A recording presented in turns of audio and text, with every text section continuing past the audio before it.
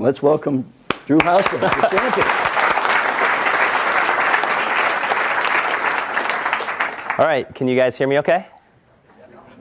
Good. So it's really a pleasure to be here, and surreal for me in a couple of different ways, but a big turning point on kind of my whole entrepreneurial adventure was actually about 5 years ago, maybe 6 years ago.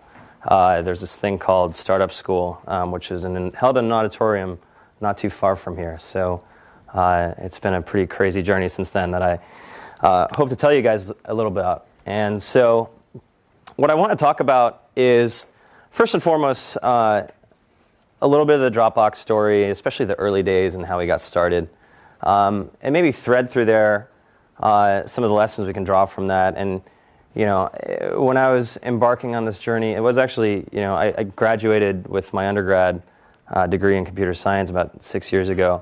So it hasn't been that long, but it would have been awesome if like someone sat me down and told me what the journey would be like. So I'm trying to think of this in kind of those terms. What do I wish someone had told me when I was, 21, 22, just getting started? Because it was a pretty kind of, what I was thinking about the whole startup world was kind of like climbing Mount Doom, right? You don't know how tall it is, but there's a lot of fire and things exploding all around you, and a lot of smoke, and it's really steep. And even if you know where you're going right now, things are going to get gnarly down the road. So if I can do anything to kind of demystify some of the process too, I hope I can do that. So thanks again. A little bit about me. So I grew up as a little kid. I was programming computers, studied computer science at MIT. I've learned not to fight those kinds of battles, but or at least it's the Stanford of the East, I guess you could call it. And that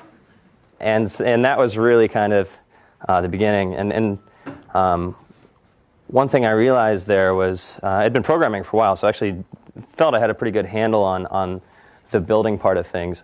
But then I was really fascinated by the world of business too. And throughout high school and college, I had worked at a bunch of different startups. And more than anything else, working at a startup was the most kind of informative experience for me, or the thing that prepared me best for this kind of whole journey. And that was a little counterintuitive because, especially if you go to competitive school, you grow up, and life is all about checking these boxes, right? First, you gotta get the right test scores, you gotta get the right GPA, you gotta do these different things to kind of be prepared and sort of be good enough to be admitted into a good school. And so if you kind of carry that logic forward, you imagine that the right path to startups would be something like, well, what got me here was checking off these boxes, and I can think of all kinds of other boxes that I should check off before I'm like really ready to start a company. Among them, maybe I should get a bunch of graduate degrees, so I'm a really good engineer. Maybe I should go get an MBA so I know about business. Maybe I should work at a big company, or like a big tech company like Google. Then maybe I should work at a medium company, and then a small company, and then sometime in my 30s, 40s, 50s, I'll be prepared to start a company. And empirically, there is no. One thing about this whole world is there's a bunch of different paths to success, but empirically, it's sort of surprising that so many of the companies kind of you'd think about in the Hall of Fame were started by people who were basically had no idea what the hell they were doing either. And so if you have that feeling, it should be of some comfort that Amazon, Google, Facebook, Apple, all these things were started by first or second time entrepreneurs who were really figuring it out along the way too. And so don't be too daunted if you don't have all the answers. But one important part of the Dropbox story began when one of my best friends, this guy named Adam Smith, he started a company called Zobni, and he got funding from this group of people called Y Combinator. And back then they were still doing it in Boston as well as out here. And I was literally camped out in his living room while he was working on his company. And I had been working on a company, I had bootstrapped, of all things, an SAT prep company starting sometime in 2004. And, like most first efforts, I had no idea what I was doing. In retrospect, we did all kinds of things wrong. But the biggest thing that was illuminating was so what happened with Adam was he got a little bit of funding at the beginning of the summer, and at the end of the summer, he moved out here. He moved up to the city, to San Francisco, and suddenly he was talking to like all these people, all these billionaires and famous entrepreneurs that I only read about. And the next thing I know, I get this phone call from him being like, "Hey, we just got like $5 million from Vinod Khosla." And I was like, oh my God. And Adam and I were fraternity brothers at MIT, and he was actually my little brother. And so kind of a stark contrast between, not less than a year prior, probably my best memories with Adam were, in our game room at our fraternity playing beer pong, not exactly expecting to be wheelbarrowing away millions of dollars in cash. So I was like, well, all right, if Adam can do it, I can too. And so never underestimate some of the baser motivations and how they can propel you forward, or maybe as a more practical piece of advice. There's some quote that you're an average of your 5 closest friends. So it can really help to be in a place where your closest friends are also interested in startups, and you're all kind of pushing each other forward in a good-natured way, but there's also an undercurrent of competition that can really be helpful. So I saw the experience that Adam went through with Zobni and Y Combinator. I was having sort of this, it helped me discover that I was kind of having this crisis where I couldn't put a name to it, but it was something like burnout, where I'd been working on my SAT prep company for 2 or 3 years, part-time, and while I was finishing up my degree. And I was like, I haven't even asked myself, in the best case scenario, what happens? And I'm sort of thinking, I'm like, well, best case scenario is I'm kind of like king of SAT prep, and I kind of imagine like a little cardboard like Burger King crown or something. But I'm like, I'm not even really that excited about that, because there's not really, I love standardized testing as much as any hormonally balanced person can. But I'm like, this is probably not my calling. So, and so I was like, well, okay, I've spent so much time on this thing. I should really think carefully about what I do next. And I was like, okay, it should really come down to a few things. And one of them was it had to be something that was deeply technical, because at heart, since I was little, technology is what I really love. And I would love for whatever company I start to have technology as kind of the core source of its competitive advantage. 2 is I wanted something that I could explain to normal people, in a bar or a coffee shop or something, and have them vaguely know what I'm talking about. And so there are lots of interesting ideas that, some elements of infrastructure or software or enterprise software that kind of ruled that out, even though it's technically interesting. And 3rd was it had to be something that had a working business model, because actually this was kind of the height of Web 2.0. It was all kind of back to eyeballs and these different things, but I didn't really understand how that works if you can eventually get people to pay for your stuff, or at least 4 people or however many were in here. So it was a good exercise for me, because then I was able to think long and hard about what I did next. And I found myself in this really bizarre situation where the same way that social or mobile or local startups are kind of the fad right now. In late 2006, early 2007, cloud storage or online storage startups were kind of the thing that is like the startup cliche, basically. And so on TechCrunch, you'd have these roundups of okay, here are the next 100 online storage companies that have launched, and it was just kind of a joke. And but at the same time, I had all these problems with this, because I had this company, and all of our crown jewels I had on this little thumb drive, and I was always one stupid mistake away from disaster, right? I would carry it in my shorts, and I'd pull it out, and the connector would be bent, and I'd pray that I could bend it back softly but firmly enough so that it would keep working, and I would. Just all the things that people would do. I would still be emailing myself stuff. I'd still be carrying this thing around, my little leash, and it just drove me nuts. And I went through Michael Arrington's articles, and I tried all 100 of the things, and I found something interesting where none of them really solved the problem for me, even though there were a lot of them. And And in particular, you had to get like one thing to, one service that was like a website you could upload your stuff to, and then you had to get another app that was like, that would sync things across your computers, and then you get another app to back up your computer. And I'm like, as we would later tell investors, I'm like, I mean, I can't really imagine Tom Cruise in Minority Report like logging into his Gmail to like pick up the attachment he sent himself that morning, or like forgetting his thumb drive. Right? He's just up over here, and just your stuff follows you around, and that's the whole point. Like someone else takes care of it. And we had a glimpse of that at school, and I'm sure you guys have something similar. We have this system called Athena, where you sit down at any of tens of thousands of computers across campus. All your stuff's in front of you. You don't think about it, and it's not a very it's not a consumer kind of typical environment. It's very kind of Unix focused and things like that. But still, you're not like sprinting back across campus to pick up your paper. You're not worried about backing it up because again, someone else is just taking care of it. And nobody had really built that for the rest of the world. And this was pre iPhone and iPad and all the amazing things that have happened in the last 5 years. And it wasn't actually a very mainstream use case. I mean, people were not syncing things across like 6 Linux PCs. Even then, most people just had one computer. But anyway, this drove me nuts enough where the kind of last straw was I was in Boston South Station at the Chinatown bus terminal. And if any of you have had the pleasure of riding the Chinatown bus, it costs like 10 or 15 bucks, and it takes you from Boston to New York, and is famous for such things as like tipping over or things like that. So fortunately, that wasn't part of the story.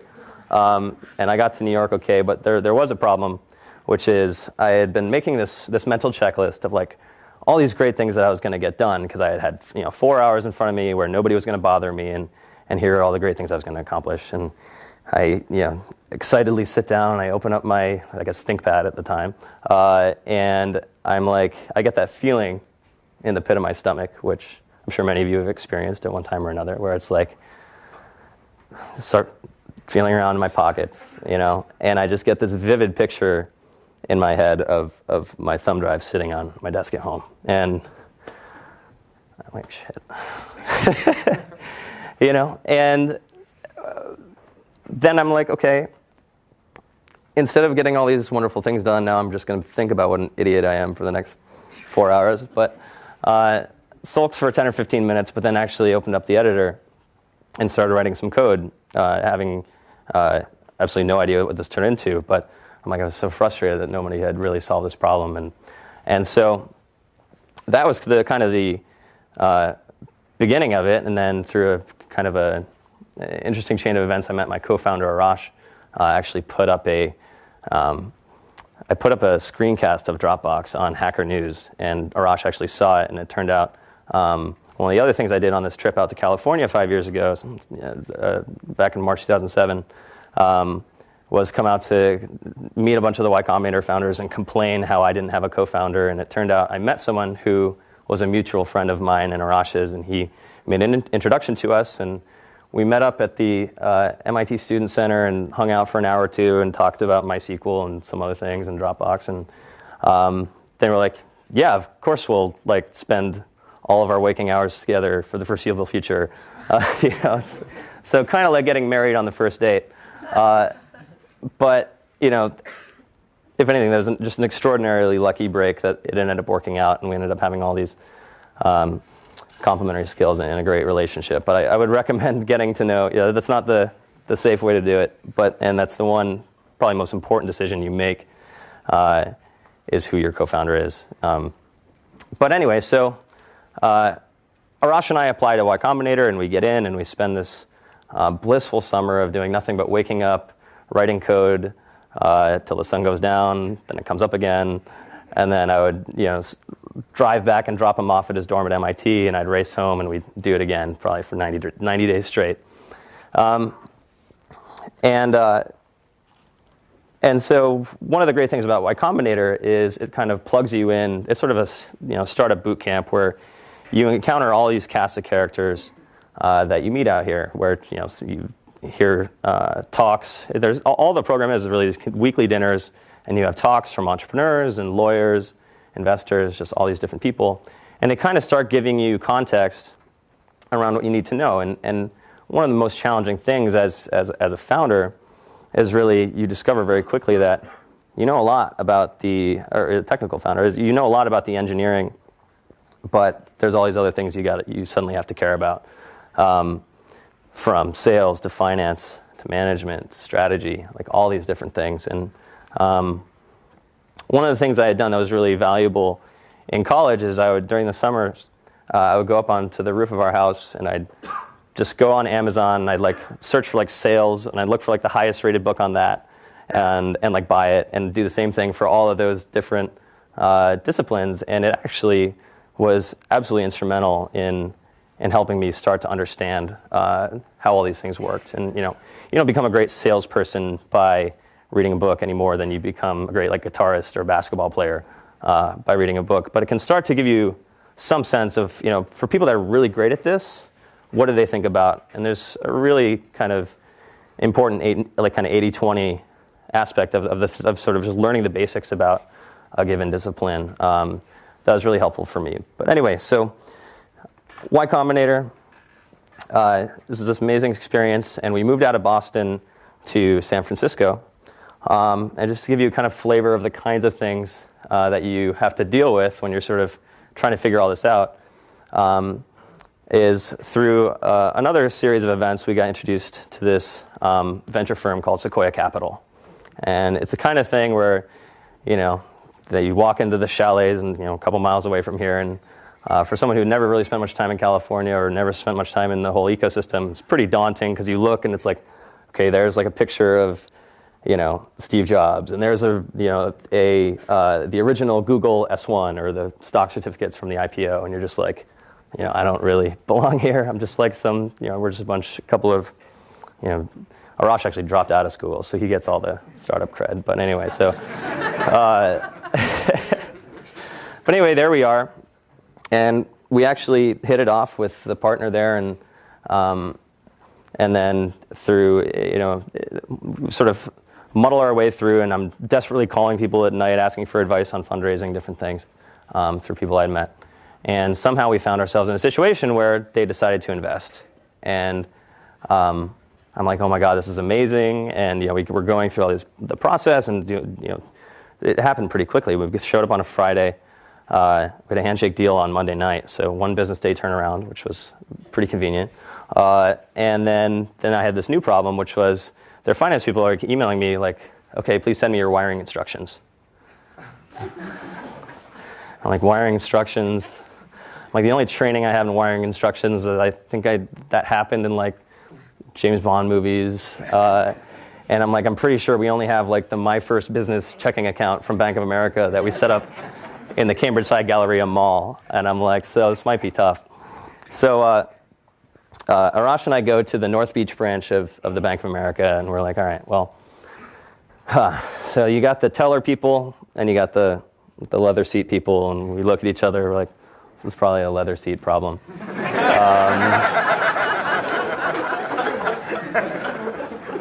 And we sit down, and the woman was really nice. She's like, oh, how can I help you? And I'm like, is there a limit to how much a bank account can hold? And she's like, well, what do you mean? And like, I was dressed in shorts and a hoodie, and Arash was even more disheveled.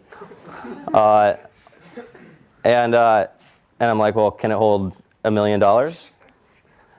And she's like, yeah. And so,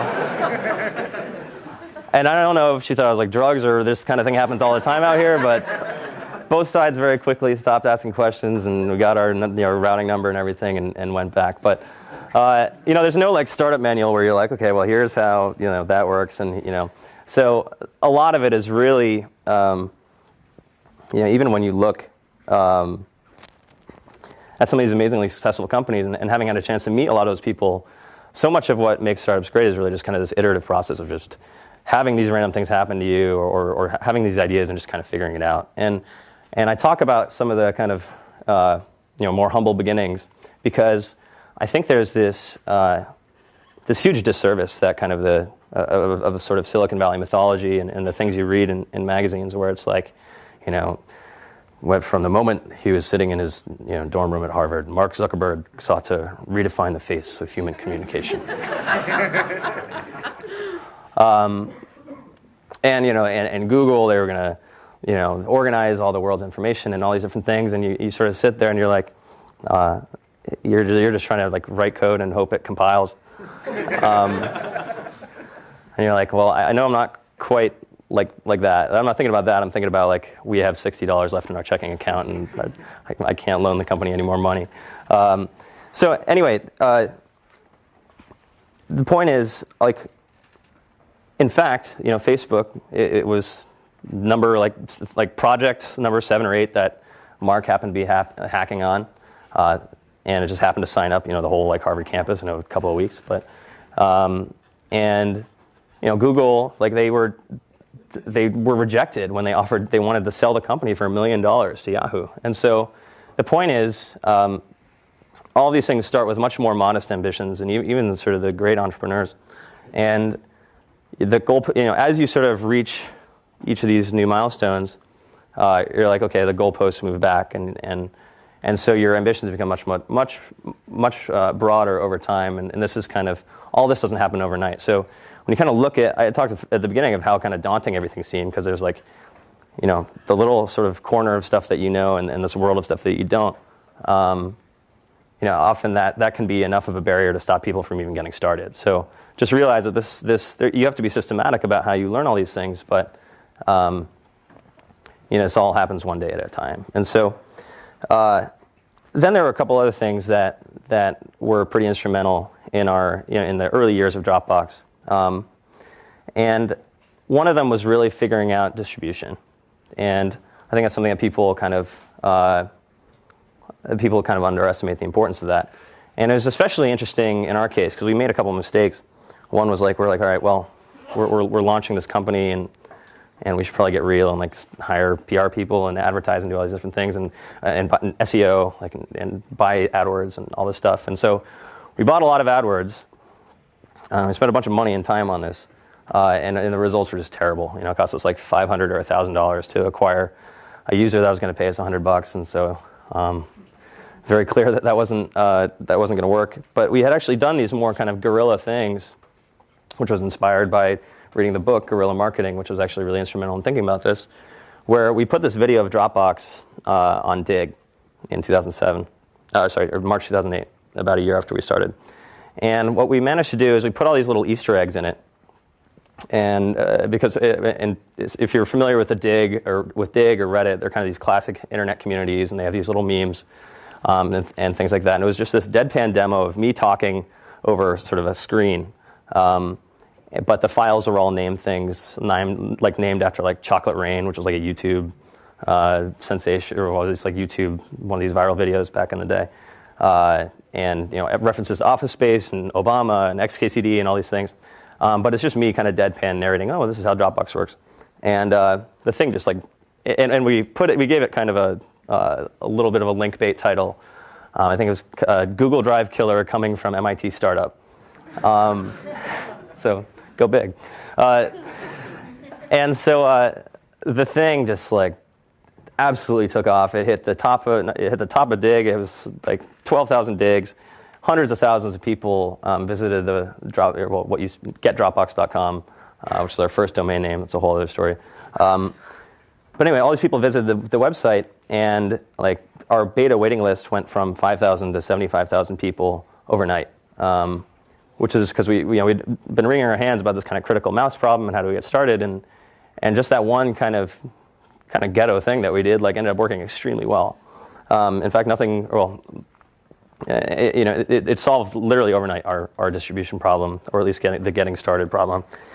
And the lesson there is not to make a video and put it on Dig, because that probably wouldn't work very well anymore. But really understand. There were a couple of insights that came from that. One is just another thing I learned from one of these books called Crossing the Chasm is you have this technology adoption life cycle, and you have these people who. Most people are not searching the internet for cool things that they can download onto their computer or want more buttons on their Blu-ray remote, right? But there are some people who are like that, and they're called early adopters, and they kind of seek out technology for its own sake. And any service or any company has some kind of early adopters, whether it's fashion or cars or in our case, it's really technology and kind of this tool or this utility. And Dig was just happened to be the kind of place where those people hung out and where those people would really take to something like this, even though they couldn't download it yet. And so understanding our early customer was really valuable there. And that's one way that we did that. The other problem we discovered is that no one's really searching for what we're building. No one was like waking up in the middle of the night being like, oh my God, I wish I didn't have to like email myself stuff or like carry around a thumb drive. That's just like how your computer works. I mean, I wish I had a washing machine, like you put clothes in, press a button, they're clean, they come out, but like I'm not like waking up in the middle of the night being like, man, it really sucks that there's like this washer thing and there's a dryer and you have to like put one and wait and put it in the other. But that's just like how it works. And so from that angle, it's like, well, it doesn't matter how many, you can buy all the AdWords in the world, but if no one's searching for what you're making, then you have a problem. And so you have to find other ways of doing that. And so the thing that really worked for us was first make a product that people really love to use. And there's all kinds of things, elements that go into the craftsmanship and all these little thousands of details that we had to sand down and all these things that some of the other companies didn't really get quite right from an engineering standpoint. But then if you're able to do that, then Dropbox actually happened to fall in this category of a sort of unusual category where it solves a problem you don't even know you have. And it actually works. And unlike that Blu-ray player, when all you're trying to do is like watch Batman, and you can't even plug it into your TV, that's people's kind of average experience with technology. And so, one way to conceptualize what makes a good product is, good engineering is part of it, good design is part of it, but really it's one way I think about it is maximizing the probability that someone shows up at the front door of your store or your website or whatever it is and ends up with a solved problem.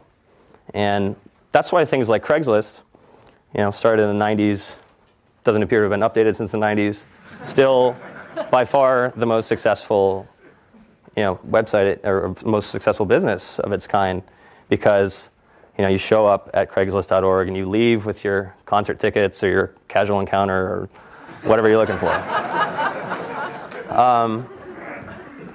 Even though the design isn't that great, maybe it's not that hard of an engineering problem, different things, just unbelievably successful. So anyway, it starts with a good, in my opinion, it really starts with a great product, and all the marketing or tricks in the world, it's you're not going to push a rock uphill. And then the second thing, once we understood that, then it made it a lot easier for us to conceptualize this. And so what we did instead, we're like, okay, well, we have all these people who appear to really love Dropbox, and the only reason we're like succeeding at all, besides this sort of dig maneuver we did in the beginning, is because they're telling their friends about it. And so why don't we just like harness that? And how can we give people tools to spread the word? And so what we did was two things that drive the vast majority of all of our traffic today, or all of our signups, which are, one, we made this incentive referral program where if I tell you about Dropbox, you get some extra space and I get some extra space. And we had this kind of currency to work with. And people were just doing that kind of for its own sake, where people weren't even using the extra space. They were just referring their friends because they're like, it's like points, right? It's this whole, what we'd now call kind of a gamification mechanic, even though we didn't, I don't know if that word had been around back then, but that's what it happened to be. And then the other thing is we created this idea of shared folders where, if I'm working on a project at work or I want to share these photos with my family, then all these users, or just by using the product, you get brought into the fold. And there's this whole, now there's this whole body of art and science on how to do that and how consumer net companies grow and how viral growth works. But anyway, these things were instrumental to how we got started. And so there's all kinds of things I could say about sort of the intervening years, and this is sort of like one of the frustrating things about giving a talk that's like a half hour. It's like you have to omit. It's like the montage where Rocky's punching or whatever, and suddenly I don't know. But then obviously, but making a good product, finding ways to get distribution, and then the last thing I'll really touch on is because I had the chance to ask Mike Moritz, like, what really separates the great companies from all the companies that are out there in technology? And he's like, one is, he said, hiring the best engineers, and two, the founders having a morbid fascination with the product. And I'm not even going to try to do the whole Welsh accent thing, but those two things, will carry you a long way. And then I'm sure he would add having a really big market and all the other things that matter in a business. But probably the most amazing thing for me is when it works out. And the thing that attracted me to this in the first place was really kind of never like having a high learning curve. So that part's taken care of. It's always, you're never bored. There's never things or never shortage of things to worry about or that are new. But what's really exciting is now, we have this from the starting point, we have the canvas we're painting on as we've gone from millions of users a couple of years ago to tens of millions of users. Soon we have a very clear path to hundreds of millions of users. Of all the people that have thought about kind of like building the internet file system or this fabric that kind of connects all the world's devices and services and apps, we're actually the ones who get to build it. And when you think about someone who builds things and who studies computer science, you're probably not going to go to the Super Bowl, probably not going to be in Hollywood in movies. But so for this really is a Super Bowl. And when it works out, and you actually sit down, you look over someone's shoulder at a Starbucks and see a little blue box, or you add up, this many, millions of people or tens of millions of people or hundreds of millions of people times saving them like 10 minutes or making their life like 1% better or whatever. Suddenly it's like, okay, this is like lifetimes of pain that we're saving people every day. And then, it's just, this is the most like amazing path to actually, if it all works out, actually changing the world. So I promised leave time for Q&A, so I guess we'll leave it at that.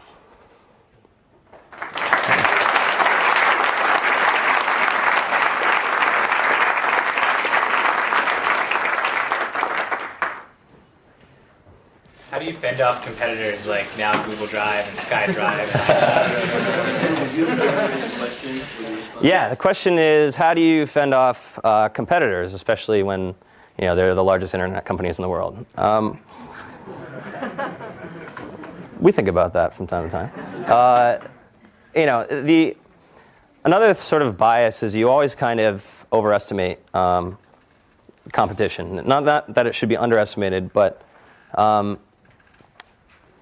for companies like ours, and you think about any company that has gotten to there are plenty of stories of companies where they got a really great head start, and then somehow things went south. With Netscape or MySpace, or there's a bunch of companies that you could say fall in this category. And when you talk to people in those companies, there's a very clear trend, which is that suicide is a much more common cause of death than homicide. Meaning, often, companies are getting built faster than ever, like in the history of the world. And so, along with that kind of hypergrowth, there are all these different cancers that you can get. And so, things are going to go wrong. My favorite analogy on this was Mark Andreessen. He's like, okay, it's like trying to bake a cake in 5 minutes. Like, no matter how good you are, you can have egg on the ceiling, there's going to be stuff on the walls. You just pray when you pull the cake out. Maybe it's a little bit lopsided. You can like squish it back. But like if you forget the eggs or you forget the sugar, you can't like sprinkle them on later. So, how do you figure out the stuff, or how do you figure out what stuff you can't fix later? And I'll come back to the competition thing in a second. Sorry for such a tangent. And so often what happens at those companies that screw it up, if you talk to people inside them, they're like, well, we lost our focus, or we hired people that weren't as good, and then the talented people we got in the beginning looked around, and they're like, I'm tired of fixing this person's bugs, or that they don't work as hard, or all this stuff, and life is short, I'm a talented person, I want to go find the place that has a lot of talented people. So actually, The point about hiring the very best people is something we spend a ton of time on, because that's the thing you can't sprinkle on later. If you ever lose it, it's gone. And then the other is really distraction. Some pretty heartbreaking stories out there of companies that were really promising, but then either started trying to do too many things, or Friendster, the founder, complaining that his board was trying to get him to chase all these deals with MTV and all these like shiny objects, when he's like, guys, the site won't even load. It like takes like 10 seconds for the web page to show up. And so the power of focus focus is really powerful. And again, you try to figure out those elements as you sort of start from like just coding to like designing systems of code and algorithms to designing systems of people, figuring out the things that other companies have learned about that along the way. And so while it's something that's really important to keep track of, most of this, if you actually look at all the data points, it's really more often the problems begin at home, not because of some competition. So the way we'll respond to, or the way we are responding to competition is actually very little is changing. Like nothing in our roadmap actually changed. Maybe there are a couple of things that got reordered, but we just focus on maximizing the number of happy Dropbox users and figuring out more problems that people don't even know they have, and solving them, right? So we're never gonna run out of examples of that, right?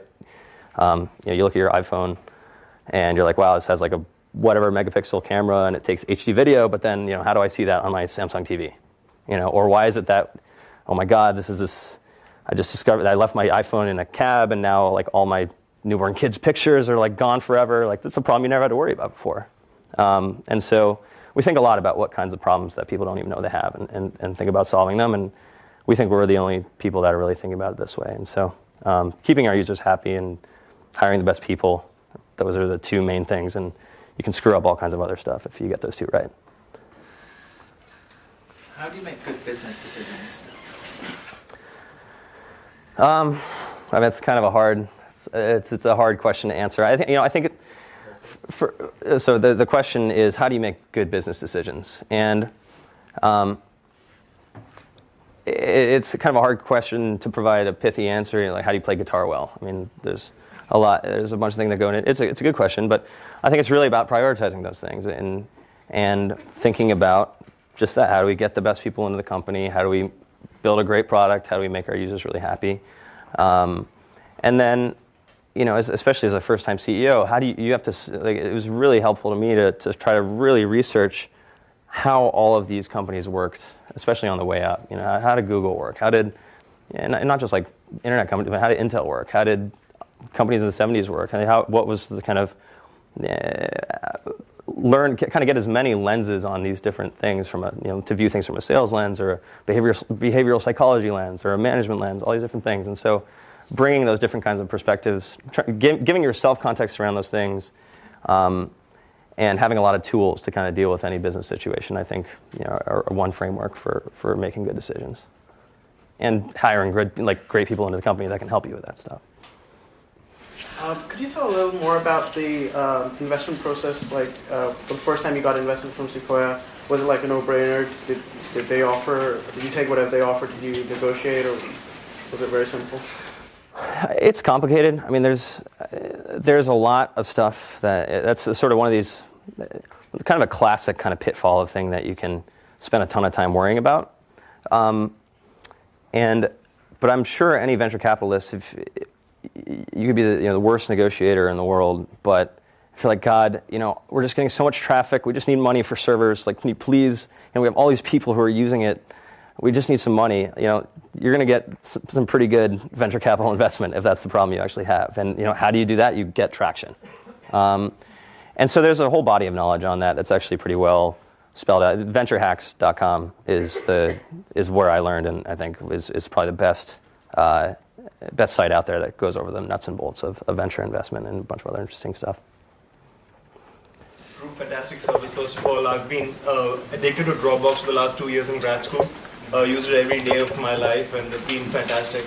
But the question that leads up to that, my usage, is that I'm maxed out on my 5 GB. And I'm the kind of person who doesn't like to pay for services. Yeah, that's the truth of the matter. That I do that for Netflix for $7.99, and that's pretty much it. And I try to feign the payment. So what I do is I tell my mom to join, my dad to join, who don't know anything about technology. You're not going to be using Dropbox anytime in the near future. So how do you make this happen? Because I'm kind of, for now, I'm actually using Amazon Drive. I'm using a little bit of Microsoft, and I'm using Dropbox. How do you get people to pay money and make money for your business? Because valuations are all right, but money needs to come in. Question is, how do we actually convince people to pay for what we're making? And there's actually, even with Dropbox as it is, there's all kinds of ways that that you can use a service without actually paying for it. And then there are even things you can do around, using sort of putting this stuff on Amazon, this stuff on Google, this stuff on Dropbox, and so on. I mean, our fundamental value proposition is that, like, we keep all of your stuff in one place, and we do a better job of that than anybody else, and you're free to not have to worry about all this stuff. Like, is it going to work with my phone? Is it going to work with my computer? We support all these different platforms and provide what we hope is a uniformly great experience. And a lot of people just want a solved problem, and rather than going to all that trouble of sort of partitioning your stuff across all these different places, that's actually the point of Dropbox, is to bring it all together, and they'd rather have that than $10 a month or $100 a year. So fortunately, that goes back to the technology adoption curve. Like, some people just have different proclivities for, like, paying for things or not, and so we just make sure that we're solving a problem that's big enough for people that would rather pay for it than just than have to, like, deal with all these other hurdles. Do you see enough people paying for that? Yes, the paid services are popular, and I make everybody else be quiet about that, so I have to too. But can you tell us about a few of the things that crossed your path that you guys decided not to go with, the things that seemed like good ideas, but then you subsequently discarded them? So the question is, are the things that seemed like a promising path that we decided not to do? There are all kinds of great. I mean, that is almost the essence of what makes the job difficult. Is there's these thousands of things that we could go do, and all these shiny objects, and usually most of the things that we look back on and like that was a dead end. A lot of them, we tried to get Dropbox sort of pre-installed on PCs and all these different things and do deals very early on. And the problem was a sort of classic negotiation. We had no leverage, so they were just going to push us around. They made all these ridiculous demands, and we kind of, it's like harpooning this whale, and they're just like taking you all over the place. And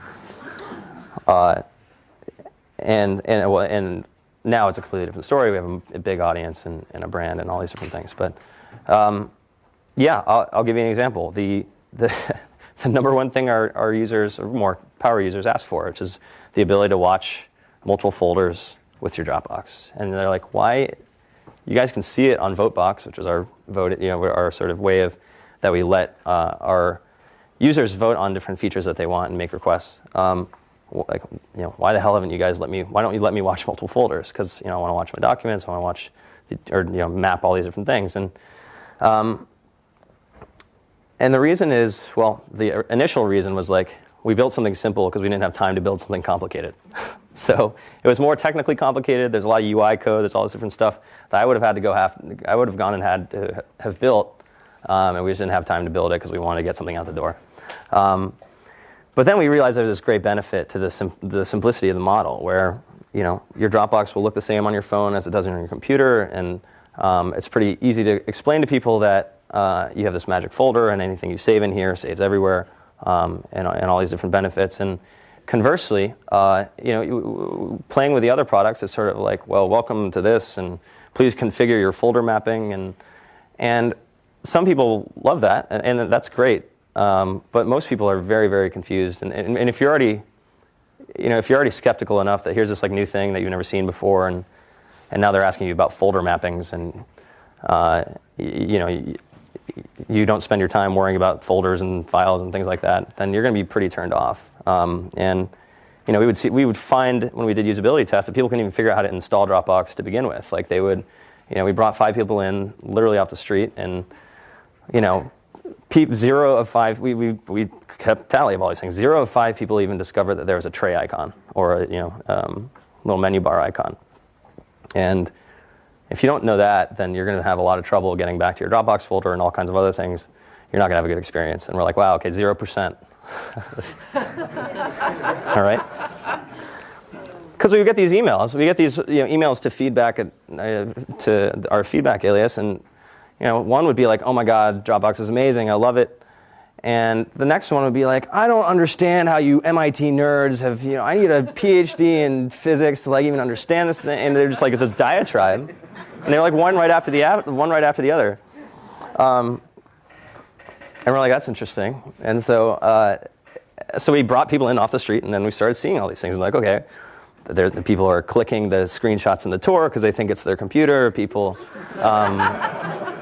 well, you laugh, but it's actually our problem, right? We got this. These are people that, that would be paying us if they actually had a good experience, and all kinds of things. They would click on Internet Explorer and it would obscure the download window, so they couldn't figure out where the download actually went.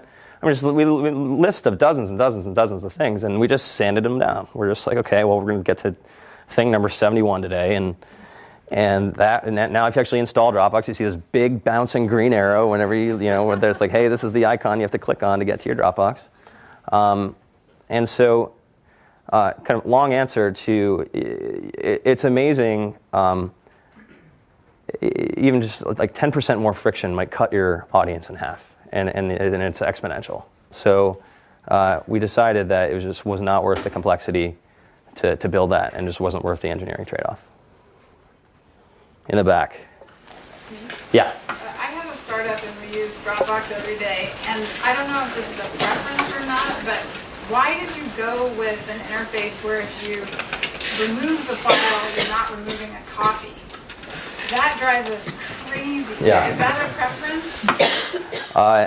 So the question is, why is it when someone moves something from a shared folder, it moves and doesn't copy? And unfortunately, that's just we only have so much control over the underlying operating system or the Finder or Explorer on Windows, and that's just the way those things were designed. And sort of the extra magic that gets sprinkled on that Dropbox does, it just isn't aware of it. And so there's probably some kinds of hacks that we could do to, like, if you move something out of a shared folder, warn you about it, or maybe do different schemes to make things read-only or things like that. But yeah, we're aware it's a problem, and that we should do something to make it better.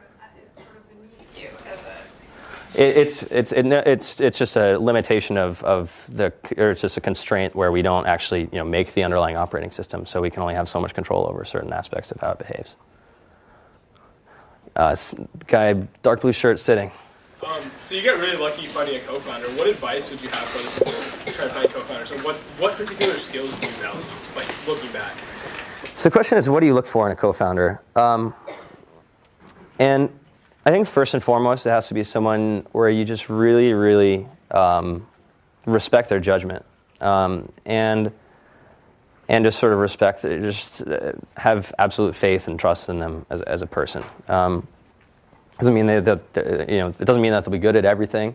In fact, it's actually good if there's some complementarity, and that there's some, there'll be things that you're both interested in. In mine and Raj's cases, we're both very passionate about the technology and the product design, and are very opinionated about those things. Unfortunately, our tastes are pretty similar on that front. But then there's stuff where it completely diverges. Like, I find the whole business side of the house absolutely fascinating. I think a lot about the broader strategy of how do we end up. We have the potential to be this really great company, but how do we actually get there, given all the sort of the minefield in the way. And he does not care. He is not at all interested in any of that stuff.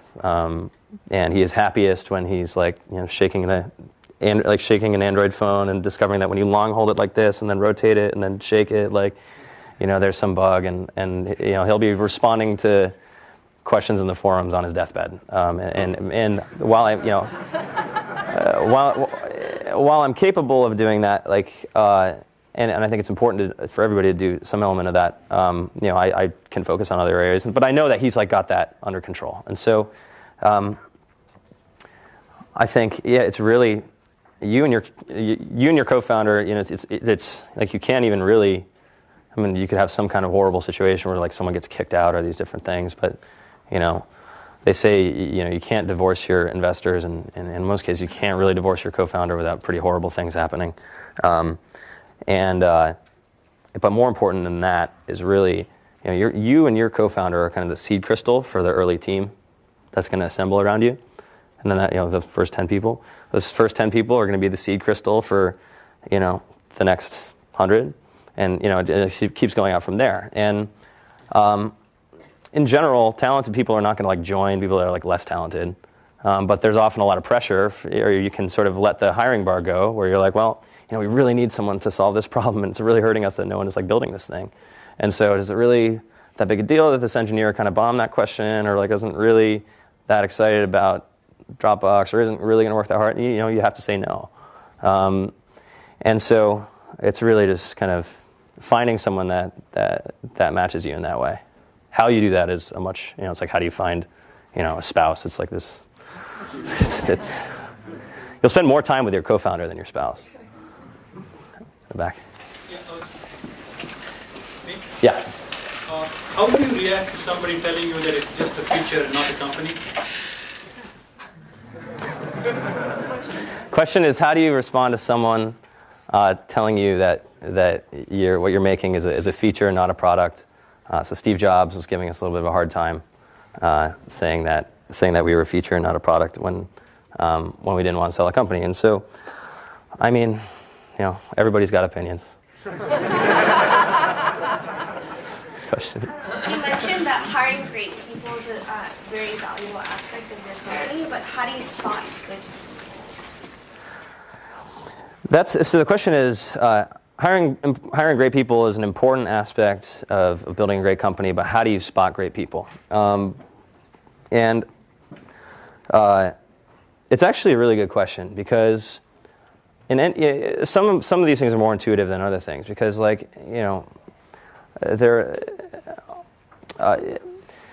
for an engineer, a good engineer can generally recognize another good engineer.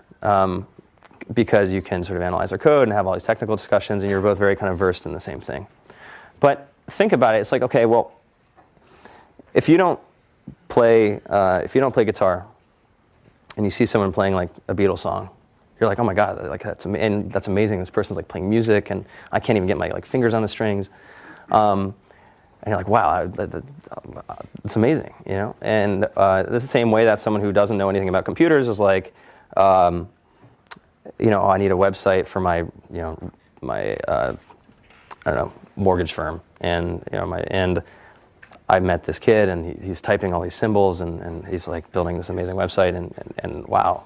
But then after you meet more of these people, then you meet Jimi Hendrix, and you're like, okay, but you can't tell, or you can sort of tell, but like. The point is, by just having that one data point, there's nothing to extrapolate from that other than that, oh my God, this person knows so much about this area that I don't know anything about. And this is really important is a really important subject, because as a founder, you might be a good engineer, but you're not good at all this other stuff. And pretty much anybody who has made their background in some of their area, like or a business development person or a finance person, is going to know a whole lot more about that than you. And so one interesting thing we did is, while we screwed it up a few times, we hired people that just didn't work out. It was a very painful experience. Two is probably all of our early business people for the first couple of years we hired as consultants, which is kind of strange. It's hard to play it the other way, so I don't know if it was a net good thing or a bad thing, but it worked well, so that we sort of got versed. We learned a lot in the process of kind of getting a brain dump from this person, and then we also would talk to large numbers of a lot of marketing people, or a lot of finance people, or a lot of business development people. And over time, you get more and more context as, okay, well, what's really important in this field? And who's the best person I've ever met on this stuff? And this is another area where if you get sort of the best possible investors that you can, then they'll have really great networks of talented people in all these different fields. And that's something where you can help lean on them to interview these candidates on your behalf. But that is actually one of the harder things about doing this is how do you judge people who you have no context for what they do? What do you as a CEO focus on a daily basis? So the question is, what as a CEO do I focus on a daily basis? And it's another hard question to answer, but it's sort of like, well, what is the highest leverage use of my time? Is one kind of framing. Okay, how can I think it's sort of going to. There's a very long answer to that question. It's really how do we make sure we're doing the core things really, really well, like making sure we're hiring really good people, making sure we're building a great product, and making sure our users are happy. And then there's a whole bunch of other things that you have to worry more or less about over time. And then there's a lot. Then you build a team around you, and then have to make sure that they're happy and effective, and all kind of rowing in the same direction. And then there's invariably fires that have to be put out, and so it's actually it's a surprisingly complicated question to answer, because many days, especially when people make the transition from being an individual contributor to being a manager, so many days pass, you're like, oh my God, what did I even get done today? I was just like talking, and I was just like responding to email, and like. Do you focus on culture? It's a follow-up question. Do I focus on culture? Like, absolutely. Arash, my co-founder, is even more opinionated about this stuff. One of my weaknesses, well, sort of double-edged sword, is I tend to be optimistic in general, and so I'm always like optimistic about people. So I'm like, oh well, or give people the benefit of the doubt. And he's the other way around. So it's actually a good kind of counterbalance.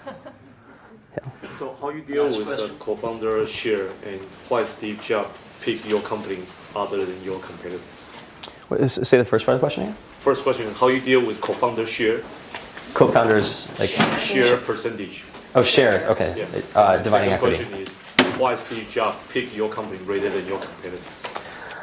So I'll answer both questions quickly. So how do you divide up equity with your co-founder? And again, it's a very nuanced subject. But people have written great things about that. And actually, it's one of those things where if you look it up on Quora or you search for things on Google, you get some very knowledgeable responses. And so I don't really have anything beyond that to add. And then beyond just sort of the basic things around, make sure it's subject to vesting, meaning that they get it over time, so that if you have some disastrous situation, you don't have to deal with that. And the second question was, why did Steve Jobs pick our company over competitors? I think any company that does something interesting on the way up, gets all kinds of conversations like that happen. And I think the started the conversation with a compliment that we had a great product, and which is high praise. I'll take it. And I presume I can't answer that on his behalf, but presumably they've clearly understood that this is something important. All right. Drew, thanks a bunch. We've got a basis leader here.